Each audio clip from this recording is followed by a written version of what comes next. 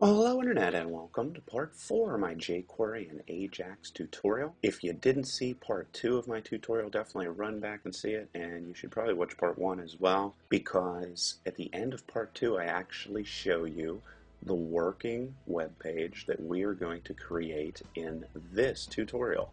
I'm going to walk you through all the code that went into creating that web page. So if you didn't see it, go back and look at it now, and if you did see it, onwards we move. Here's how I begin that web page. I open up my HTML page and then I link to the jQuery library. Here I create a whole bunch of CSS style definitions that I'll use below. And if you don't understand any of this, you should definitely check out my CSS style tutorial. Here I assign on click event handlers as soon as the web page loads to all of the buttons below and state which function should be called when that event is triggered. As you can see here, all the events I'm assigning are on click event handlers. For example, if someone clicks the button with the ID name, one button below, its on-click event handler will be triggered and the function add email icon will be called. The HTML code for that button you can see here in the third bulleted item in your lower left-hand side of your screen. Here I'm looking for any links that exist that have a value that begins with mail to.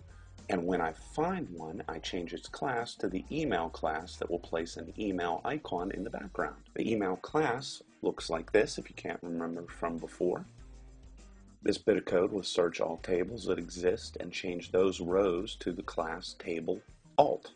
If I, however, wanted to change the odd numbered rows, I would just simply replace even with the word odd as I show here.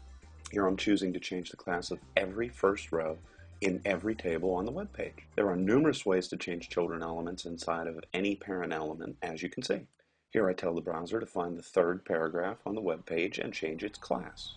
This code changes the class for every paragraph element that lies in a div element on the web page. And if you haven't figured it out, of course you can hit pause or go to newthinktank.com where you can find all this code 100% free. Here we look for the text fourth inside of every paragraph element. If we find that word, I change the attribute of that element so that the text color equals yellow. Here I'm searching for elements that have the attribute align assigned some value. If I find one, I then assign the change listed. I could also search for elements that have an attribute assigned with a specific value. If I was looking for a paragraph element with the attribute align assigned to the value of left, I would do exactly what you see here in the third bullet item. I'm looking here for an element that has the ID name of third, and if I find it, I then check if that element is a paragraph element. If both check out, I pop up an alert box that states that fact. The rest of the code is straight HTML, so you understand it. And if you don't, you should definitely check out my HTML tutorial.